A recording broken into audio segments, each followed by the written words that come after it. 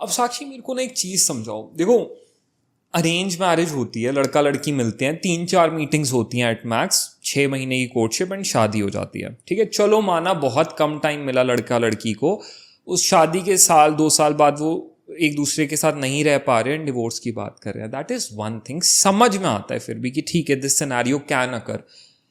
पर रिलेशनशिप में रहने के बाद 4 साल रिलेशनशिप में रह के 5 साल एक दूसरे को डेट करके फिर घर वालों से लड़के शादी करते हैं कि नहीं मेरे को इसी से शादी करनी है, और शादी के 6 महीने 1-2 साल बाद कहते हैं नहीं यार मैं नहीं रह सकती या मैं नहीं रह सकता, और उनको डिवोर्स चाहिए। ये क्यों हो रहा है? कहाँ गड़बड़ आ रही है यहाँ पे? गड़बड़ ये आ रही है कि देखो यहीं पे एक ना कंपैरिजन आ जाता है लव मैरिजेस और अरेंज मैरिजेस का। अगर मैं अपना एक पर्सपेक्टिव बताऊं तो आई गेस दोनों ही रही हैं, टूट दोनों ही रही हैं, लेकिन अगर कंपेयर करें तो arrange marriages are much better. Really? या रीजन ये है कि अरेंज मैरिज के अंदर आप जीरो से स्टार्ट कर रहे हो अपना रिलेशनशिप, अभी तक आप अपने पार्टनर को जानते नहीं हो, आपकी शादी हुई, धीरे धीरे आपने उसके साथ रहना स्टार्ट किया, और अनडाउटेडली आपका फर्स्ट डे से ही आपका रिलेशनशिप प्रॉपर पूरी फैमिली की रजामंदी से प्रॉपर उसी तरीके से वो ढला हुआ है, तो वो उसी फेज के अंदर ग्रो करेगा। लव मैरिजेस के अंदर क्या होता है कि शुरू में पहले आपका अफेयर चल रहा होता है, you are just concerned with the guy और द गर्ल। एग्जैक्टली, और उस टाइम पे आपकी एक्सपेक्टेशन बिल्कुल अलग होती है ना, आपका एकदम कंसर्न एकदम डिफरेंट होता है। अब क्या होता है, लड़ मर के आपने शादी कर ली, अब उसके बाद सिचुएशन डिफरेंट हो गई, अब पेरेंट्स इन्वॉल्व हो गए हैं, अब बहुत सारी चीज़ें इन्वॉल्व हो गई, अब आपकी एक्सपेक्टेशंस कम होएगी। पहले जो आदमी आपको दिन में 50 फ़ोन करता था, अब वो आपको दिन के सिर्फ 5 फ़ोन ही करेगा। क्योंकि उसको और भी काम मैनेज करना है, क्योंकि अब उसको ये लगेगा यार ठीक है वाइफ है मेरी, घर पे आ गई है, उसको भी समझदार होना पड़ेगा, उसको भी सारी चीज़ें मैनेज करनी पड़ेगी। ऐसा थोड़ी है कि मतलब वही जो फेज जो था वो वापस चलता रहेगा।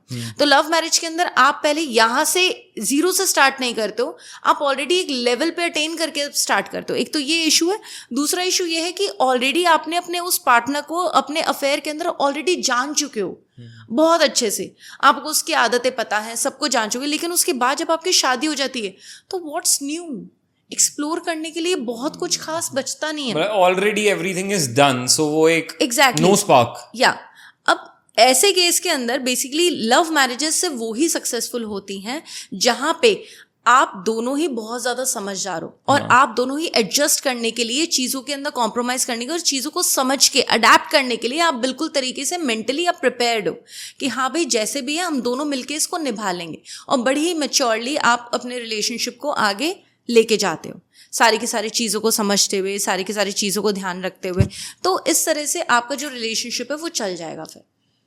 Okay, that's a very I guess knowledgeful and insightful चीज़ जो अभी आपने बताई, and correct me if I am wrong. मेरे को क्या लगता है इस केस के अंदर, what I have felt so far, कई बार ना हमारी रिलेशनशिप्स के अंदर ना डेलिबरेट इग्नोरेंस भी बहुत बड़ा रोल प्ले करती है। कि मतलब मान लो जब हम डेट कर रहे हैं, मेरे को अपनी पार्टनर के अंदर रेड फ्लैग्स दिख रहे हैं ऑलरेडी, डेटिंग में भी दिख रहे हैं कि इसके अंदर ये सेट ऑफ इश्यूज हैं, शायद इसके अंदर थोड़े टेम्परामेंट इश्यूज हैं, शायद इसके अंदर थोड़ा सा नेचर वाइज इशू है, पर रिलेशनशिप में मैं चला लेता हूँ कि ठीक है कभी लड़ लिया मना लिया, और ये सोचता हूँ कि चलो शादी हो जाएगी ना फिर सब सही हो जाएगा, फिर तो सब बदल ही जाएगा, शादी हो जाएगी तो ठीक हो जाएगा। बट शादियों की चीज़ें कुछ वैसी नहीं बदलती जैसी मैंने सोचा था। ऑफ कोर्स यार, आप एक 30 साल के इंसान का ये एक्सपेक्ट नहीं कर सकते ना कि शादी होती है उसकी पर्सनालिटी चेंज हो जाएगी पूरी, और मैं सोच रहा था कि यार शादी के बाद ये तो बदल जाएगी या सब ठीक हो जाएगा, लेकिन वो हुआ नहीं, और मैं उन ट्रेड्स के साथ अब और ज़्यादा रह नहीं पा रहा हूँ 24 आवर्स। तब फिर लोग ऐसे पॉइंट पे आते हैं कि यार अब सेपरेट होना पड़ेगा। हाँ, ये एक रीजन होता है, राइट? बिल्कुल, कि इनिशियली जिन ट्रेड्स को हम इग्नोर कर रहे थे, लड़कियां कई बार इग्नोर कर देती हैं लड़कों के कुछ ट्रेड्स, कि एक बार लड़के ने हाथ उठा दिया चल कोई बात नहीं, हो जाता है रिलेशनशिप में, एक ही बार तो हाथ उठाया, शादी के बाद सुधर जाएगा, नहीं करेगा। But I don't think so this just drastically changes just because शादी हो गई है। बिल्कुल बिल्कुल, जैसे एक ना आपको एग्जांपल बताती हूँ।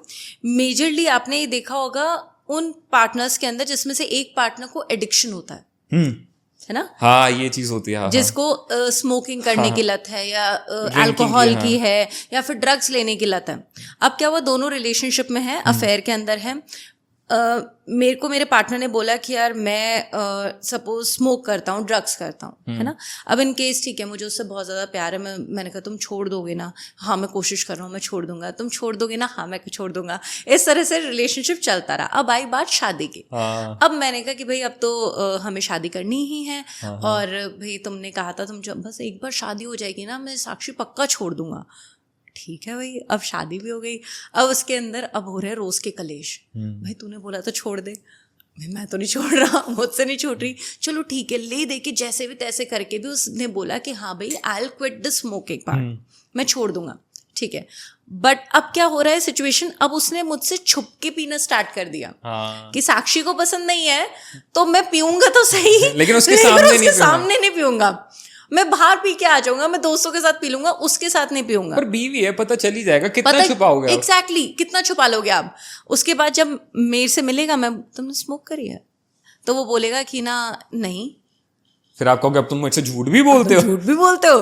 तो वहां पे जाके ना कलेश वो चीज होंगे। भाई आप या तो सारी की सारी चीजों को लेके ना शुरू में ही क्लियर हो जाओ कि भाई या तो मैं इतनी ज्यादा एडजस्टेबल हूँ कि भाई मुझे पता है उसके अंदर ये एडिक्शन के इश्यूज हैं, तो मैं इस चीज को लेके एक्सेप्ट कर लूँ कि हाँ भाई ये ऐसा है और ये ऐसा ही रहेगा, है ना। या फिर वो ये चीज को लेके बिल्कुल एडमेंट हो जाए कि नहीं साक्षी मैं इस चीज को छोड़ूंगा ही छोड़ूंगा, मैं आपसे स्मोकिंग नहीं करूंगा, मैं आपसे अल्कोहल नहीं लूंगा, मैं आपसे ड्रग्स नहीं लूंगा, और फिर वो अपनी उस बात पे बिल्कुल अड़ा रहे और वो सच में छोड़ दे, है ना। लेकिन किसी को फॉल्स प्रॉमिस देना, इस तरह से झूठ बोलना, ये चीज बहुत ज्यादा गलत हो जाती है, और जिसकी वजह से बाद में जाकर रिलेशनशिप टूट जाते हैं। और कहीं ना कहीं रेड फ्लैग्स को इग्नोर करना हमारी भी गलती है। मेरे को पहले से दिख रहा था मेरी पार्टनर में 100 कमियां हैं, रेड फ्लैग्स हैं जो कि नहीं होने चाहिए। मैंने क्यों इग्नोर किया उस वक्त? क्यों मैंने ये सोचा कि शादी के बाद सब बदल जाएगा, देखी जाएगी जो होगा। ये देखी जाएगी मेरे को लगता है बहुत मेजर रीजन है जो बाद में लोगों को बहुत दर्द देता है। पता है क्या है कि लोगों में प्यार जब जहाँ पे होता है ना नमित, वहाँ पे ना आसानी से रिश्ता छोड़ा नहीं जाता है। आप एक बार की गलती माफ कर दोगे, आप 5 से 10 बार की गलतियां माफ कर दोगे, चल यार मेरा ही तो है, कहाँ जाऊंगी मैं, कैसे छोड़ दूं।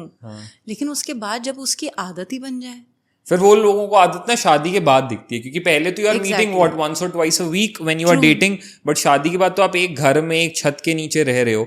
जो आदत आपको हफ्ते में 1-2 बार मिलने पे डिस्टर्ब करती थी, सोचो शादी के बाद जब आप एक घर एक छत के नीचे हो तो you will go bonkers. Exactly, आपको वही सारी की सारी चीजें देखनी पड़ेंगी। जैसे सपोज कि आपको ना एक्चुअल में बात ये है नमित, जब यहाँ पे डिसीजंस की बात होती है शादी को लेकर कि भाई ऐसे पार्टनर के साथ शादी करनी चाहिए नहीं करनी चाहिए, सबसे पहले ना आपको खुद का एनालिसिस करना चाहिए कि मेरे लिए क्या चीजें इंपॉर्टेंट है और मेरे लिए क्या चीजें इंपॉर्टेंट नहीं है, क्या एक्सेप्टेबल है और क्या एक्सेप्टेबल नहीं कौन नॉन है, ये क्या एक्सेप्टेबल नहीं है, या कुछ ऐसी चीजें जिसके अंदर मैं एडजस्ट कर लूंगी। भाई कर लेगा तो अच्छी बात है, नहीं करेगा तो ठीक है, कोई बात नहीं, है ना। इस तरह से आप पूरी की पूरी एक लिस्ट बनाओ जिसके अंदर जो मेजर प्रायोरिटी चीज है, जिसको हम डील ब्रेकर्स कहते हैं, वो अपने एकदम नोट डाउन कर दो, बिल्कुल सामने रख दो कि हाँ ये डील ब्रेकर है, मेरे को स्मोकर लड़का नहीं चलेगा तो नहीं चलेगा, तो नहीं चलेगा। अगर वो महीने में एक पफ भी लेता है ना तब भी मेरे को वो नहीं चलेगा। एग्जैक्टली। अगर इस टाइप से, अगर फिर आपका पार्टनर आपको ऐसा लगता है कि वो आपके डील ब्रेकर वाली सिचुएशन के अंदर आ रहा है, तो उससे शादी करो ही मत। कि ये पॉइंट्स पे तो ये ठीक नहीं बैठ रहा, तो I should take a step back. Exactly, फिर आप उससे शादी मत करो। या फिर अगर आपको लगता है कि भाई आपने डील ब्रेकर वाली सिचुएशंस में वो आ रहा है, बट आप उसको समझा सकते हो, है ना, और वो सामने वाला सच में चेंज होता है और आपको वो दिखने लग जाएगा, आपको सच में दिखने लग जाएगा कि हाँ ये चेंज हो रहा है या नहीं हो रहा है। अगर आपको लग रहा है सही में चेंज हो रहा है तो फिर आप उसको छोड़ दो, मतलब उसके साथ रह लो, और अगर नहीं चेंज हो रहा है तो फिर आपको छोड़ना ही पड़ेगा उसको। क्योंकि फिर वो बाद में ना आपको डेली वो चीजें बेयर करनी पड़ेंगी। फिर आप कैसे सहन करोगे? सपोज करो कि अगर मैं ये चीज बोलूँ कि अगर हम लोग ड्रग्स की बात लेते हैं, सपोज अगर मुझे बर्दाश्त नहीं है वो चीज़ कि भाई मेरा पार्टनर ड्रग्स ले, है ना, तो ऐसे केस के अंदर उसने मुझे बोला कि हाँ भाई मैं ड्रग्स छोड़ दूंगा। अब मैं देखे जा रही हूँ कि हाँ भाई अब छोड़े अब छोड़े अब छोड़े अब छोड़े, इतना समझाने के बाद वो छोड़ नहीं रहा है। अभी छोड़ दूंगा, अगले हफ्ते छोड़ दूंगा, नेक्स्ट मंडे से छोड़ दूंगा, शादी के बाद छोड़ दूंगा, ये कर दूंगा। तो ऐसे केस के अंदर मैंने देख लिया कि वो नहीं छोड़ रहा है। हाँ। फिर अगर उसके बाद मैंने उससे शादी कर ली सपोज, फिर तो भाई आप बेवकूफ हो। एग्जैक्टली, इसके अंदर फिर मैं बेवकूफ हूँ, क्योंकि कल को जाके जब फैमिली प्लानिंग होगी, जब बच्चा आएगा, वो भी तो ये देखेगा ना, वो पूछेगा मम्मी पापा ये क्या करते हैं, पूछेगा। तो धीरे धीरे फिर आप उस चीज के लिए भी प्रिपेयर रहो कि हो सकता है कि वो छोटी एज में आपका बच्चा भी स्टार्ट कर दे, क्योंकि पापा भी तो करते हैं। So that deal breakers को क्लियर रखना बहुत जरूरी है. एग्जैक्टली इसके अलावा और भी बहुत सारे रेड फ्लैग्स होते हैं. अगर वो आपको अपने रिलेशनशिप में दिखते हैं तो या आपको उस पार्टनर में दिखते हैं तो आपको शादी बिल्कुल भी नहीं करनी चाहिए. बैकआउट कर लो. बैकआउट पूरी तरीके से. इनफैक्ट अफेयर भी नहीं, या वैसे भी अगर आपको वो साइंस अगर किसी पर्सन में दिख रहे हैं तो आपको हट जाना चाहिए.